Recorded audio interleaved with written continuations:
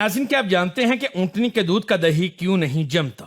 دودھ کو ہمیشہ سے ایک مکمل غذا قرار دیا گیا ہے اور یہی وجہ ہے کہ گائے اور بھینس کے دودھ کو دہی کی شکل میں استعمال کرنے کا رواج عام ہے۔ لیکن جب اونٹنی کے دودھ کو دہی بنانے کی کوشش کی جاتی ہے تو یہ عمل کامیاب نہیں ہوتا۔ لوگ اکثر حیران ہوتے ہیں کہ آخر اونٹنی کے دودھ کا دہی کیوں نہیں جمتا، حالانکہ یہ بھی ایک دودھ ہے۔ اس سوال کا جواب ہمیں اس دودھ کی ساخت اور اس میں موجود اجزاء کے فرق میں ملتا ہے۔ اونٹنی کے دودھ میں موجود پروٹین گائے یا بھینس کے دودھ سے مختلف نوعیت رکھتے ہیں۔ دہی جمنے میں سب سے اہم کردار کیسین پروٹین کا ہوتا ہے، لیکن اونٹنی کے دودھ میں یہ نہ صرف کم مقدار میں پایا جاتا ہے بلکہ اس کی ساخت بھی ایسی ہوتی ہے کہ یہ دہی کی طرح گاڑھا ہونے کی بجائے زیادہ پتلا اور ڈھیلا رہتا ہے۔ اس کے ساتھ ساتھ اس دودھ کی چکنائی کے ذرات نہایت باریک اور نازک ہوتے ہیں، جبکہ دہی بننے کے لیے ضروری ہے کہ چکنائی اور پروٹین آپس میں جڑ کر گاڑھا پن پیدا کریں۔ کیونکہ یہ عمل اونٹنی کے دودھ میں مکمل نہیں ہو پاتا، اس لیے دہی کی وہ شکل سامنے نہیں آتی جو ہم دیگر دودھ میں دیکھتے ہیں۔ مزید یہ کہ اونٹنی کے دودھ میں قدرتی طور پر ایسے اجزاء پائے جاتے ہیں جو کہ بیکٹیریا کے خلاف مزاحمت رکھتے ہیں۔ ان میں لیکٹوفرین اور لیزوزائم جیسے جراثیم کش مادے شامل ہیں جو دودھ کو خراب ہونے سے تو بچاتے ہیں، لیکن انہی کی وجہ سے وہ بیکٹیریا بھی نشو نما نہیں پاتے جو دہی جمانے کے عمل میں بنیادی کردار ادا کرتے ہیں۔ یوں دہی جمنے کے چانسز اور بھی کم ہو جاتے ہیں۔ اس کے علاوہ اونٹنی کے دودھ میں کیلشیم، فاسفورس اور نمکیات کا تناسب گائے کے دودھ سے مختلف ہے۔ یہ کیمیائی فرق بھی دہی بننے کے عمل کو متاثر کرتا ہے اور دودھ کو مطلوبہ ٹھوس شکل اختیار کرنے نہیں دیتا۔